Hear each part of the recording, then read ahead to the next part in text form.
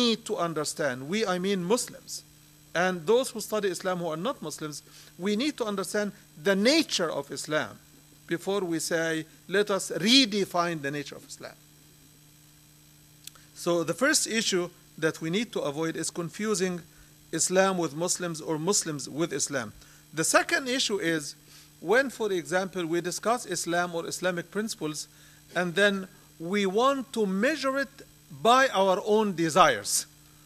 Well, Islam came to tame excessive inclinations based on desires to make it moderate. Islam is a religion of moderation, justice and fairness and balance. So when I want to measure Islam based on my desires, I end up judging Islam again based on my desires as it doesn't fit me. But if I accept Islam to tame and trim my excessive desires, Islam would allow you to do any and everything you desire, except you do it according to the guidelines of God. So men and women naturally would want to have relationships. Islam says no problem, it is natural. The sexual desire is natural, but do it through marriage. That's what Islam says. Okay? Women want to look beautiful. Men want to look beautiful. Islam doesn't say no, it says yes. But make your maximum beauty for each other as husband and wife at home. When you go out, trim that so that you are not an object of attraction and distraction from what you set out to do in the public. So a teacher coming, for example, to a school, her object is not to attract other teachers. Her object should be to teach the kids, not to distract anybody. So the subject of modesty is intended to allow beauty where it belongs and to tame it where it becomes a distraction. So if you look, for example, Islam says, "Kulu washrabu wala tusrifu." Eat and drink, but do not do it in excess. Do it in moderation. What is the drink? The only one drink that Islam makes prohibited is what? Wine, alcoholic beverages, right? But the rest of any and everything else, you can consume whatever you want. So now, people who want to drink, they want to challenge how nice it is if Islam would allow drinking, how nice it would be if Islam would allow dating in the open, how nice it would be if Islam would allow abortion on demand, how nice if it would be if Islam allows me to be a Muslim, but I am a Muslim but I don't want to wear hijab. I am a Muslim but I don't want to pray. I am a Muslim but I don't want to do this.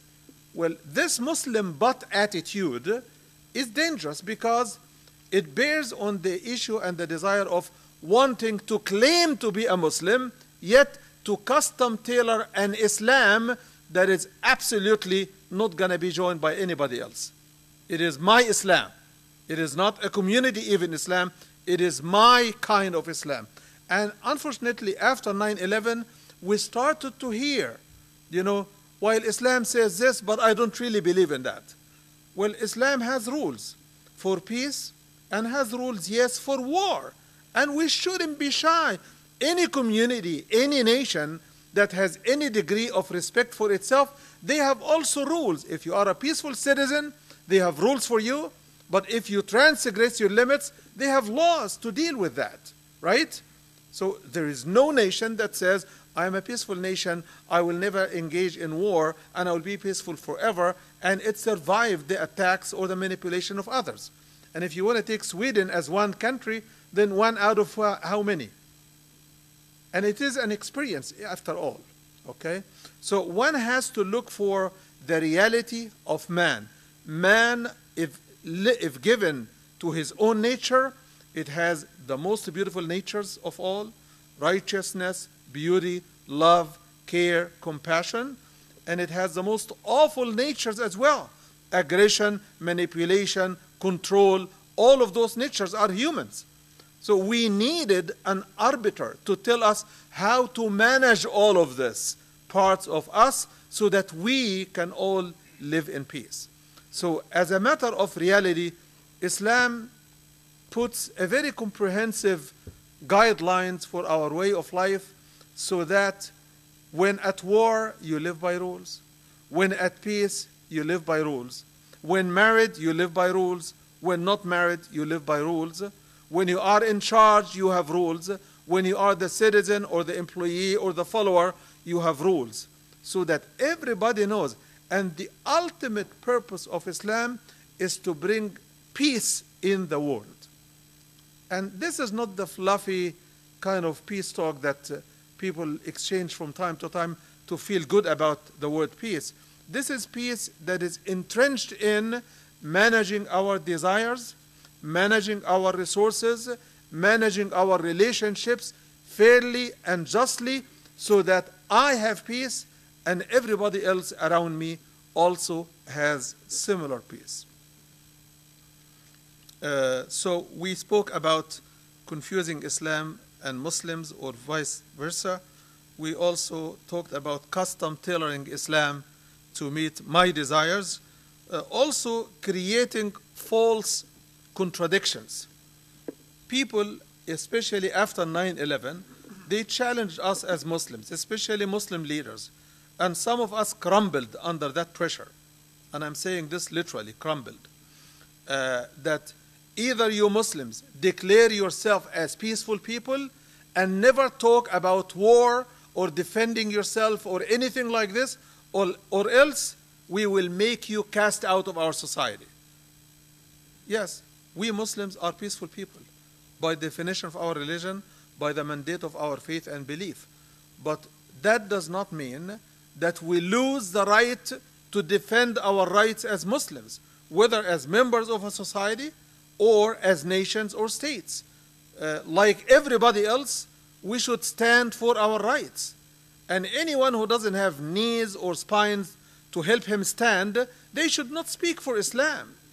They should not expose themselves to talking on behalf of Islam and Muslims, especially when the times are hard and the challenges are tremendously strong. We should either stand tall and defend our faith or else. But as I said to President George W. Bush when I met him once in his presidency, I told him that after 9/11, you asked everybody to make a choice. You're either with us or with the terrorists. I said, how about if we are with neither? Where do we fit in your kingdom? And he laughed. He said, oh, you still remember those? Because it was a few months after. I said, yes, you're fighting wars based on this statement. It's a policy statement. So where do I fit? I am not with the terrorists, but I'm not with the aggression of the United States against the poorest nations on earth. I am not with the U.S. policy supporting the strongest Middle Eastern nation against the most helpless people in Palestine. So where do I stand? He doesn't have an answer. And that's the reality, because there is no answer. If you don't fit in my kingdom, I want you out or I want you dead. And I left the meeting with this statement. I said, Mr. President, we have to balance between our desires and our faith. If we manage our foreign policy based on our local communities' values that create love and compassion for each other as a community, whether it is Falls Church or Annandale, we have communities that care for each other. If anyone is hurt, everybody runs to help. If anybody is in need, we use those community values to develop communities. Why don't we manage our foreign policy by community values? And the answer was, because it's not pragmatic enough. And that means it does not give me what I want. I want oil in the Middle East. That is what I want. I want to control. I want to make Saddam Hussein an example for anybody that stands against the United States. That's what I want. And I told them, so long as our wants are bigger than Allah's will, we will continue to be in trouble. Thank you very much.